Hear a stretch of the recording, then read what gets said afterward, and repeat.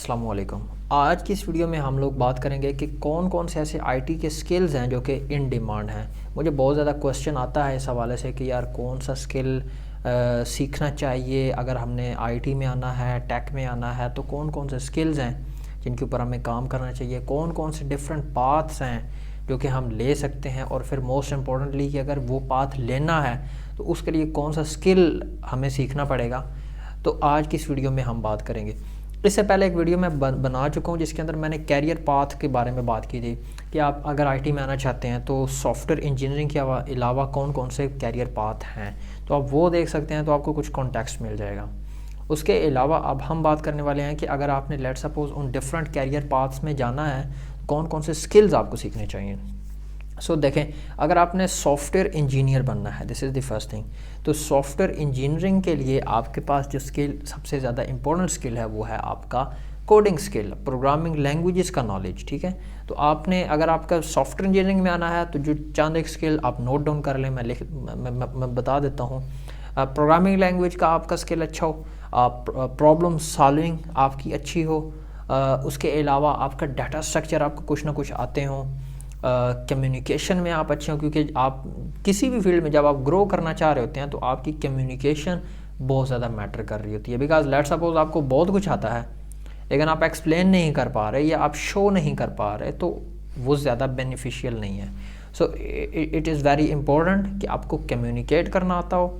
अब वो कम्युनिकेशन में मीन्स ऑफ कम्युनिकेशन डिफरेंट है। राइटिंग के थ्रू आप कम्युनिकेट करते हैं, आप वर्बली नॉन वर्बली कम्युनिकेट करते हैं, फिर आपके पास लैंग्वेजेस आ जाती हैं, उर्दू आ गई, इंग्लिश आ गई। सो आप मैक्सिमम चीज़ें गेट करने की कोशिश करें। अगर आपकी इंग्लिश स्ट्रॉन्ग नहीं है तो उस पर काम करें, उसको इम्प्रूव करें। राइटिंग स्किल अगर आपका अच्छा नहीं है तो उसको इम्प्रूव करें। तो ये आपकी जो कम्युनिकेशन स्किल है, ये यूँ कहूँगा कि ये सॉफ्टवेयर इंजीनियरिंग ही नहीं बल्कि हर फील्ड से ही रिलेट करती है। तो इस पे काम करें। प्रॉब्लम सॉल्विंग के हवाले से मैंने बात कर दी।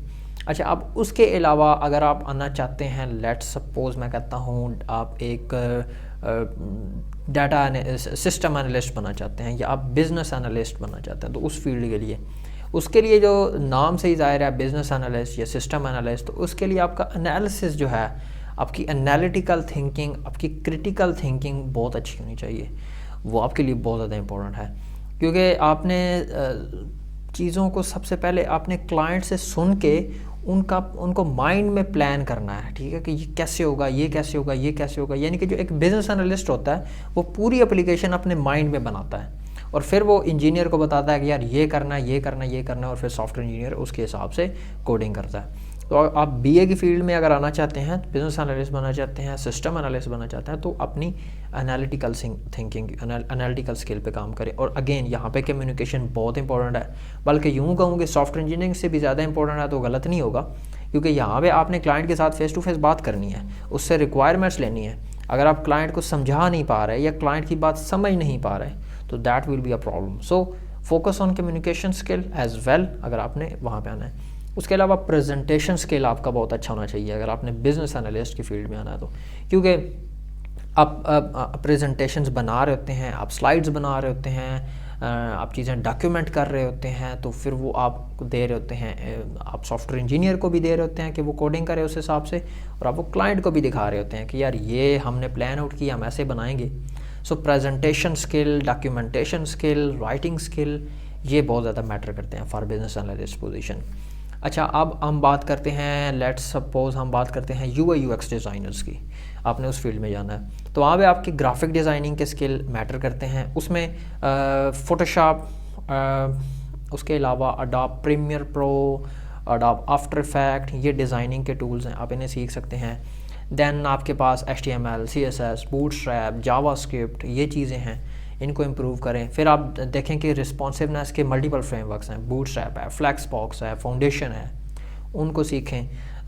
उसके अलावा आप जावास्क्रिप्ट के चंद एक फ्रेमवर्क्स हैं, उनको कुछ ना कुछ स्टडी कर सकते हैं। रिएक्ट है, एंगुलर है, व्यू है, तो ये आप UI UX या फ्रंट एंड इंजीनियर इन पोजीशन के लिए आप सूटेबल हो सकते हैं। तो ये इन डिमांड स्किल्स हैं अगर आपने इन फील्ड्स में जाना है तो। देखिए, मैं यहाँ पे ऐसे टॉप 10 इन डिमांड स्किल्स नहीं बता रहा, मैं आपको हर एक फील्ड के अकॉर्डिंगली बता रहा हूँ, ताकि आपने जिस फील्ड में भी जाना है उस हिसाब से अपने आप को प्रिपेयर कर सकें।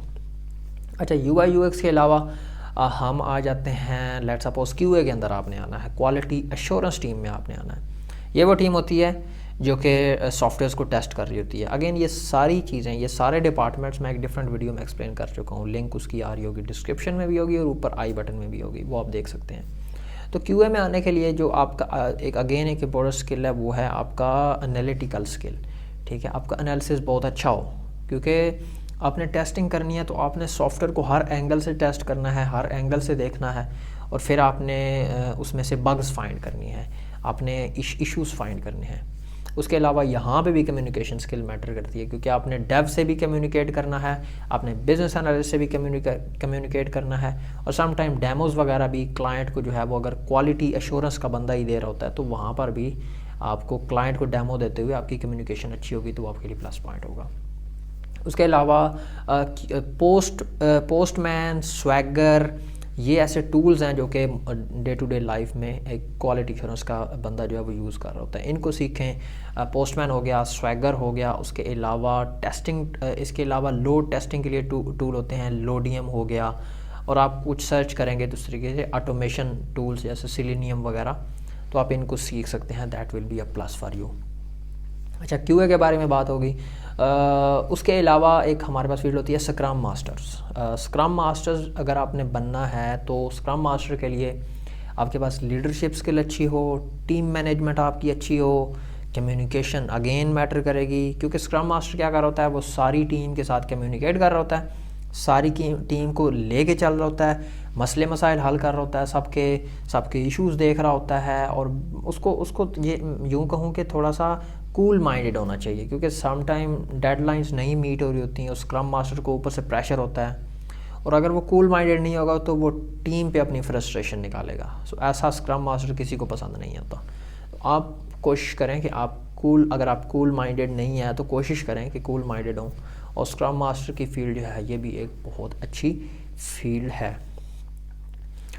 उसके अलावा डेटाबेस, अगर आपने डेटाबेस में आना है, डेटाबेस इंजीनियर बनना है, तो उसमें वेरी इंपॉर्टेंट स्किल एसक्यूएल का आपको पता हो, डेटाबेसेस का आपको आइडिया हो, डेटाबेस कैसे बनाए जाते हैं, डिफरेंट तरह के डेटाबेसेस, सीक्वल, इनके बारे में आपको पता हो। तो आपकी ये जो स्किल्स हैं, ये आपके डेटाबेस, अगर आपने डेटाबेस इंजीनियर बनना तो ये बहुत ज़्यादा इंपॉर्टेंट है। NoSQL हो गया, MySQL हो गया, PostgreSQL हो गया, तो ये डिफरेंट स्किल सेट्स हैं जो कि आप अगर सीखेंगे और तो आपके लिए डेटाबेस इंजीनियर बनना ज़्यादा मुश्किल नहीं रहेगा। तो इस तरीके से आप डेटाबेस में आ सकते हैं। उसके अलावा डेवऑप्स एक फ़ील्ड होती है। डेवऑप्स बेसिकली ये वो लोग होते हैं जो कि प्रोसेसेस मैनेज कर रहे होते हैं और सॉफ्टवेयर की डिप्लॉयमेंट की चीज़ें ऑटोमेट कर रहे होते हैं, यानी कि इनका ज़्यादा काम होता है चीज़ों को ऑटोमेट करना, CI/CD पाइपलाइंस को इम्प्लीमेंट करना। तो यहाँ पर अगर आपका क्लाउड का एक्सपीरियंस है, क्लाउड का स्किल आपका अच्छा, तो क्लाउड सीखें। डेवऑप्स के अंदर आपके लिए क्लाउड बहुत इंपॉर्टेंट है। ऑटोमेशन के प्रोसेसेस सीखें कि कैसे आप चीज़ों को ऑटोमेट कर सकते हैं सॉफ्टवेयर के अंदर। डिप्लॉयमेंट कैसे ऑटोमेट हो सकती है, कैसे डिप्लॉयमेंट ऑटोमेट आप कर सकते हैं, डिप्लॉयमेंट होती क्या है एट फर्स्ट प्लेस, ठीक है, डिफरेंट एनवायरनमेंट्स कौन कौन से होते हैं। तो ये चीज़ें आपके लिए वैल्यूएबल होंगी अगर आप डेवऑप्स में आना चाहते हैं। तो ये चंद एक फील्ड्स थी। उसके अलावा आपके पास नेटवर्किंग, नेटवर्किंग की एक फ़ील्ड होती है। वहाँ पे अगर आप नेटवर्किंग की फ़ील्ड में जाना है तो आपके लिए जो इम्पोर्टेंट स्किल है वो है आपको नेटवर्क्स का आइडिया हो, ठीक है। अब इसमें एक सर्टिफिकेशन करके आती है CCNA की आप सर्टिफिकेशन बेशक ना दें, लेकिन CCNA की आप प्रिपरेशन कर लें, उससे आपका नेटवर्किंग का स्किल बहुत अच्छा हो जाएगा। ये भी एक बहुत अच्छी फील्ड है, आप इसमें भी जा सकते हैं। Then there is one last field जिसके बारे में बात करूँगा। अगेन यहाँ पे और भी बहुत सी फील्ड होती हैं, बट जो मेरे माइंड में फ़िलहाल हैं मैं वो यहाँ पे एक्सप्लेन कर रहा हूँ। Cyber security and ethical hackers, इस फील्ड में अगर आपने जाना है तो यहाँ पर भी आपका जो एनालिटिकल थिंकिंग का स्किल है वो बहुत ज़्यादा अच्छा होना चाहिए, क्योंकि आप फिर एनालिसिस कर रहे हैं, आप बग्स ही फाइंड कर रहे हैं, but no in security point of view, तो उस पर काम करें। देन आपका लिनक्स के ऊपर आपका स्किल लिनक्स का अगर होगा तो वो बहुत अच्छा है। लिनक्स का स्किल आप सीखें, टर्मिनल कैसे यूटिलाइज़ किया जाता है उसको सीखें, टर्मिनल की कमांड्स वो सीखें, गेट कह रहा हूँ, बैश सीखें, आप स्क्रिप्टिंग लैंग्वेजेस सीखें कुछ ना कुछ। तो अगर आप एथिकल हैकर या साइबर सिक्योरिटी में आना चाहते हैं तो साइबर सिक्योरिटी के हवाले से कुछ रिसर्च करें मैक्सिमम, तो इस तरीके से आप इस फील्ड में आ सकते हैं। तो ये सारी फील्ड्स हैं। अगेन यहाँ पे ये लास्ट पे बात करता चलूँ कि ऐसा नहीं होता कि ये फील्ड तो बहुत ज़्यादा इन डिमांड है और ये आउटडेटेड है। आपकी अपनी वैल्यू होती है, किसी भी फील्ड की वैल्यू से ज़्यादा आपकी वैल्यू मैटर करती है। और दूसरी बात यह है कि ये सारे पीसेज हैं, इन सब को मिला के एक सॉफ्टवेयर हाउस बनता है, और इनमें से कोई भी अगर पीस निकाल दिए जाए तो सॉफ्टवेयर बनाने का प्रोसेस जो है वो उसमें हर्डल्स आ सकती हैं। तो ये सारे पीसेस इंपॉर्टेंट हैं। अब ये देखना है कि आप कितने स्किल्ड हैं और आप कैसे इस पूरे सिस्टम में सेट हो सकते हैं।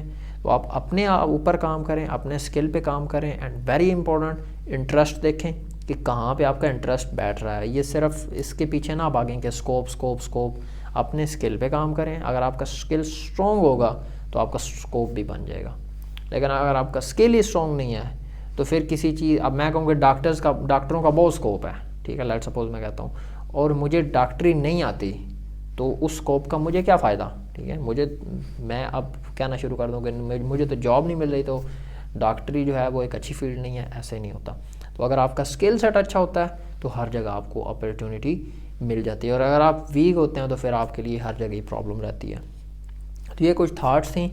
इसके अलावा एक और बात करता चलूँ, हमारी व्हाट्सएप के ऊपर एक कम्युनिटी है जहाँ पर IT और CS के students all over the Pakistan different university से जो हैं वो ऐड हैं, और वहाँ पर मैं डेली कुछ ना कुछ यूज़फुल कंटेंट पोस्ट कर रहा होता हूँ।